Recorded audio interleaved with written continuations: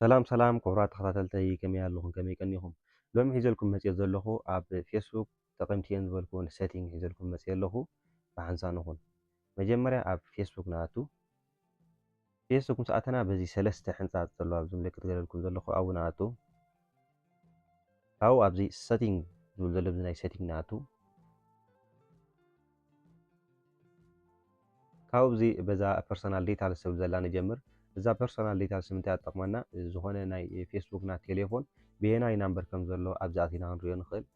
ወይ ድማ ቴሌፎን ክንቀይረላ እንተደሊልና እቲ ዝነበረ ቴሌፎን ደምሲስና ካልእ ቴሌፎን ክንቀይራ እንተደሊልና እታ ናይ ፌስቡክና ኣብዚ ኣቲና ነስተኻኽሎ ከምኡ ድማ ናይ ኢሜይል በየናይ ኢሜይል ከም ዘሎ ወይ ነቲ ኢሜይል ክንድምስሶ ካልእ ክንቅይረሉ እንተደሊልና ወይ ኣብ ልዕሊኡ ክንውስኸሉ እንተደሊና ኣብዚ ኣቲና ኢና ነስተኻኽሎ ማለት እዩ ስለዚ ኣብዛ ፐርሰናል ዲቴይልስ ዝብል ዘላ ካኣትየ ኣብ ኣምሳኣተና ኣብ ታሕቲ እንደገና ፐርሰናል ዲቴይልስ ዝብል ዘሎ ኣብዚ ምልክት ገለልኩም ዘለኹ ኣብኡ ንኣቱ ካብዚ ኮንታክት ኢንፎ ዝብል ዘሎ ትሪእዎ ዘለኹም ኣብኡ ንኣቱ ኣብዚ ላዕሊ ኣብዚ ናይ ቴሌፎንን ናይ ኢሜይል መቐየሪ እዩ ሕጂ ዝለዓልና ኣለኩም ናይ ኢሜይል ኣብዚ ታሕቲ ከዓኒ ናይ ቴሌፎን ናምበር ንኣለ ማለት እዩ ነዛ ቴሌፎን ናምበር ክድምስሳ እንተደኣ ኣብዛ ቴሌፎን ናምበር ዘላ ኣብዘን ቁፅርታት ኣባ ይሃርም እሞ ካብኡ ከምዚ ኢሉ ደሊት ናምበር ዝብል ምስ መፀኒ ደሊት ይብላ ማለት እዩ ኣብዚ ግን ብፌስቡክም ኢንስታግራም ከፊትኩም እንተደኣ ሃሊኹም ዝኾነ መተካታ ዋላ ነቲ ፌስቡክን ዝኾነ መተካታ ክትእትውሉ ኣለኩም ማለት እዩ ከምኡ ድማ ናይ ጂሜይል እውን ኣብዚ ሃሪምና ነዚ እውን ልክዕ ከምዚ ናይ ቴሌፎን ናምበር ሕጂ ዝመፀና ልክዕ ከምኡ ኢሉ ክመፀና እዩ ኣብዚ ደሊት ኢሜይል ዝብል ናሃለ ኣብዚ ደሊት ኢሜይል ኢልና ንሃርሞ ማለት እዩ ነድምስሶ ክንውስኸሉ እንተደሊና ግን ነዚ ከይደምሰስና ክንውስኸሉ ወይ ድማ ቀዲምና መተካታ ክንእቲ ክንከል ኣለና ንኣብነት እዚ ቴሌፎን ክንምስሶ እንተደሊና መጀመርያ መተካታ ኢና ክንእትወሉ ዘለና ወይ ድማ ኣብ ልዕሊኡ ክንውስኸሉ እንተደሊና ኣብዚ ኣድ ኒው ኮንታክትስ ዝብል ዘሎ ኣብዚ ንሃርም ካብኡ ኣብዚ ኣድ ሞባይል ናምበር ዝብል ዘሎ ቴሌፎን ናምበር ኢና ክንእቱ ኣብዚ ኣድ ኢሜይል ዝብል ዘሎ ካኒ ኢሜይል ኢና ክንውስኸሉ ማለት እዩ ንኣብነት ኣብዛ ኣድ ሞባይል ናምበር ዝብል ዘሎ እንተደኣ ሃሪምና እዚ ቴሌፎን ናምበር ኢና ክንውስኸሉ ደሊና ዘለና ማለት እዩ ስለዚ ወይ ድማ ክንቀይሮ ደሊና ዘለና ኣብዚ ኢንተር ሞባይል ናምበር ዝብል ዘሎ እታ ቴሌፎን ናምበር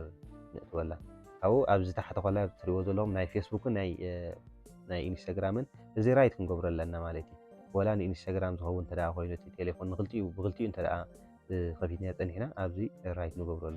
ካብዚ ራይት ምስ ገበርና ንክልቲኡ ኣብዚ ኔክስት ንብሎ ኣብዚ ቴሌፎን ምስ ኣተና ኣብዚ ኔክስት ንብሎ ማለት እዩ ካብኡ በዚ ንወፅእ እንደገና ባክ ኢልና ንወፅእ ኢሜይል እንተደኣ ደሊልና እውን ልክዕ ከምኡ ኣብዚ ኣድ ኢልና ኣቲና ኣብዚ ላዕሊ ኣብ ታሕቲ ኣድ ኢሜይል ዝብልና ኣለ ኣብዚ ኣቲና እውን ኢሜይል ንውስኸሉ ማለት እዩ ካብኡ ነዚአን ድማ ራይት ክንገብረና ኣለና ናይ ኢንስታግራምን ናይ ፌስቡክን ብፌስቡክን ከፊትኩም እንተደኣ ሃሊኹም ኣነ ብፌስቡክ ኢንስታግራም ስለዝኸፈትኩ እየ ከምዚ ገይረ ንክልቲኡ ዘጣመረ ክገብሮ ክእል እየ ማለት እዩ በዚ ባክ ኢልና ንወፅእ ካብኡ ወሲኽናሉ እንተደኣ ሃሊና ሕጂ ወሲኽናሉ ልናልና ንሕሰብ ኣብዚ ኣቲና እንታ ዘየድልየትና ቴሌፎን ወይ ድማ ክልቲኡ ብሓንሳብ ክኾነልና እንተደሊና ክኾነልና ክእል እዩ እንተደኣ ዘየድልያና እዛ ቴሌፎን እዚኣ እዛ ዝነበረት ግን ኣብዚ ኣቲና ደሊት ንብላ ከም ዝተረኣኹም ነዚ ጂሜይል እውን ከምኡ ማለት እዩ ስለዚ ካብዚ ንውፃእ ካብዚ ምስ ወፃና ኣብዚ ፈርስት ዴይ ዝብል ዘሎ ከዓኒ ኣብዚ ናይ ዓመተ ልደትና ክንቅይሮ እንተደኣ ደሊና ኣብዚ ንኣቱ በቲ ቀይርናዮ ዘለና ማለት እዩ ዝነበረ ንዑ ክንቅይሮ እንተደኣ ደሊና ኣብዚ ኢዲ ዝብል ዘሎ ትሪእዎ ዘለኹም ኣብዚ ንሃርም ኦኬ ኣጋጣሚ ኣነ ቀይረየ ስለ ዝፀናሕኩ ኖርማል ቀይረየ ስለ ዝፀናሕኩ ከድግመኒ ይከኣለን ግን ኣብዚ ኢዲ ዝብል ዘሎ ኣብዚ ኣቲና ንቅይሮ ማለት እዩ ቀይርናዮ እንተደኣ ፀኒሕና ዝተወሰነ መዓልቲ ክንፅበ ክንክእል ኣለና ስለዚ ባክ ኢልና በዚ ንወፅእ ኣብዚ ታሕቲ ድማ ኣካውንት ኦውነርሽፕ ዝብል ዘሎ ኣብዚ ድማ ነቲ ኣካውንቲ ናይ ፌስቡክና ክንድምስሶ እንተደኣ ደሊና እንተደኣ ዘየድልዩና ኣብዚ ንኣቱ ማለት እዩ ኣብዚ ኣቲና ኣብ ታሕተዋይ ኣብዚ ሚሞሪ ዝብል ዘሎ ዝለዓሊ ንሪኦ ዘለና ዝተዓፎ መግለታት ጥራይ ዝምስልና ኣብዚ ግን ኣብዚ ኤቲፊኬሽን ዝብል ዘሎ ኩሉ ክድምስሶ እንተደኣ ኮይኑ ነቲ ኣካውንቲ ተቕሊሉ ማለት እዩ ካብኡ ንሃርም ካብኡ ፌስቡክ ናሃለ ኣብዚ ፌስቡክ ክድምስ ዝደልየ ዘለኹ ኣብ ፌስቡክ ክሃርም እየ ኣብዚ ታሕቲ ሕጂ ደሊት ኣካውንት ዝብል ዘሎ ኣብዚ ያማ ኣብዚ ታሕቲ እንደገና ኮንታክት ዝብሎ ኣብዚ የምርፀኒ ኣሎ ሕጂ ብዙሕ ምርጫ ኣሎ ኣብዚ ማይ ኣካውንት ይስሃብ ገለ ይብል ኣሎ ኣብዚ ኣካውንተይ ሃብ ኮይና ኣላ ኣብዚ ኸዓኒ I longer find Facebook yourself ብላሉ ፌስቡክ ንዓይ ጠቓሚ ኮይኑ ይረኸብክዎን ዝኾነ ምክንያታ ክንቦ ንኽእል ኢና ኣብዚ ደስ ዝበለና ንመርፅ ከምዚ ጌርና እቲ ደስ ዝበለና ንመርፅ ካብኡ ኣብዚ ኮንታክት ንብሎ ማለት እዩ ካብኡ ክድምሰሰልና እዩ ስለዚ ኣነ ኣየድልየኒ ዘሎ ተመሊሰ ኣለኹ በዚ ባክልና ንምለስ ካብኡ እዛ ፓስወርድ ትብል ዘላ ትሪእዋ ዘለኹም ካን ፓስወርድ ኤንድ ሴኩሪቲ ትብል ዘላ ኣብኣ ንሃርም እዚ ድማ ፓስወርድና ፓስወርድ ናይ ፌስቡክና ክንቅይሮ እንተደሊና እዩ እንደገና ብታሕቲ ፓስወርድ ኤንድ ሴኩሪቲ ዝብል ዘሎ ኣብኡ ንኣቱ ኣብዚ ምስኣተና ኣብዚ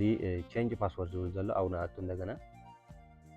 ናይ ፌስቡክ ዳኻደሊኻ ናይ ኢንስታግራም ዳሎ ናይ ፌስቡክ ብለየ ኦኬ ኣብዚ ላዕሊ ሕጂ ትሪእዎ ዘለኹም ኣብዛ ላዕለዊት ዘላ ኣብዚ እቲ ሕጂ ዘሎ ናይ ፌስቡክና ፓስወርድ ኢና ንቕይሮ ንኣብነት ኣብዚ ኣትያ ኣነ ሕጂ እዚኣ እንተዳ ፅሒፋ ሃልየ እዚ ናይ ሕጂ ዘሎ ማለት እዩ ኣብዛ ታሕተወይቲ ከዓ ሓዳሽ ሕጂ ደለያ ዘለኹ ሕጂ ደለያ ዘለኹ እዚኣ እንተ ደኣ ኮይና ኣብዛ ታሕተወይቲ ልክዕ እዛ ሕጂ ደሊና ዘለና ኒው ፓስወርድ ዝብል ዘሎ ትሪእዎ ዘለኹም ኣብዚኣ ንሳ ክንደግማ ኣለና እንተ ደኣ ተጋጊና ኣብዚሕናሉ ወይ ተጉዲልናሉ ኣይሕልፈናን እዩ ከምዚ ቀይሕ ይህበና ማለት እዩ ከምዚ እንተ ደኣ ሂብና ግን ልክዕት ኢና ኣለና ካብኡ ኣብ ታሕቲ ቼንጅ ፓስወርድ ንብሎ ይቕየር ማለት እዩ እንደገና በዚ ባክ ኢልና ንወፅእ ካብኡ ኣብዚ ፓስወርድ ኤንድ ሴኩሪቲ ንኣቱ እንደገና ኣብዚ ፕሮፋይል ትሪእዎ ዘለኹም ከዓኒ ስምና ክንቅይር ተዳደሊና እዩ ኣብዚ ኣቲና ኣብዚ ንሃርም ኣብዚ ፕሮፋይል እንደገና ኣብዚ ላዕሊ ዘሎ ከዓ እንደገና እውን ደግም ኣብዚ ሕጂ እዚ ኔም ዝብል ዘሎ ኣብዚ ኔም ንኣቱ ኣብዚ ኔም ትሪእዎ ዘለኹም ሕጂ ዛርሰይ ዘላ ነዚኣ ክቕይራ ተዳደልየ ኣብዚ ኣትየ ዝኾነ ነገር ይገብረላ ማለት ወይ ስኸላ ወይ ከዓ ጠቕሊላ ቅይራ ከምዚ ገይረ ካብኡ ምስ ወዳና ኣብዚ ከምዚ ገርና ምስ ቀየርናዮ ኣብዚ ቼንጅ ንብሎ ዝታሕተዋይ ስለዚ ኣየድልየኒ ኣነ ባክ ኢለ ወፂእ ኣለኹ ካብኡ በዚ ድማ ታሕቲ ንወርድ ከምዚ ጌርና ታሕቲ ምስ ወረድና ኣብዚ ኣካውንት ስታቱስ ዝብል ዘሎ ኣብዚ ንኣቱ ኣብዚ ኣቲና እዛ ትሪእዋ ዘለኹም ናብዚ እንተ ደኣ መሊስናያ ኣብ መስመር እንደገና ኣብዚ ኦፍ ንገብሮ ታሕቲ ትሪእዎ ዘለኹም ከምዚ ጌርና ኦፍ ንገብሮ ሕጂ ኣብ መስመር ከም ዘለና ዝኾነ ሰብ ኣይርአየና ንሕና ኦንላይን ከም ዘለና ዝኾነ ሰብ ኣይርአየና ፌስቡክ ኣቲና ክንጥቀም ንኽእል ኢና እዚኣ እንተ ደኣ ከምዚ ኮይና ሃልያ እንተ ደኣ ኮይና ግን ንሕና ፌስቡክ ንኣቱ ከለና ኣብ ኦንላይን ከም ዘለና ንዝኾነ ሰብ ይሕብሮ ማለት እዩ ኦፍላይን ኮይና ክንጥቀም ተዳደሊና ድማ እዚኣ ነጥፋ ሓራይ ክቡራት ተኸታተልተይ ናይ ሎም መደብና እዚኣ ትመስል ነይራ ፈትኹማ ክትኮኑ ተስፋ ኣለኒ ኣነ ንዓኹም የዘናግዕን ይጠቅምን እዩ ዝበልክዎ ሒዘልኩም ክመፅእ ንስኹም ድማ ሳብስክራይብ ብምግባር ኣተባብዑኒ ናብ ካልኦት ኣዕሩኽትኩም ድማ መጠን ክትጥቀሙና ሼር ግበርሎም ኣብ ዝቕፅል ግዜ ስጋዕ ንራኸብ ሰሰና እዩ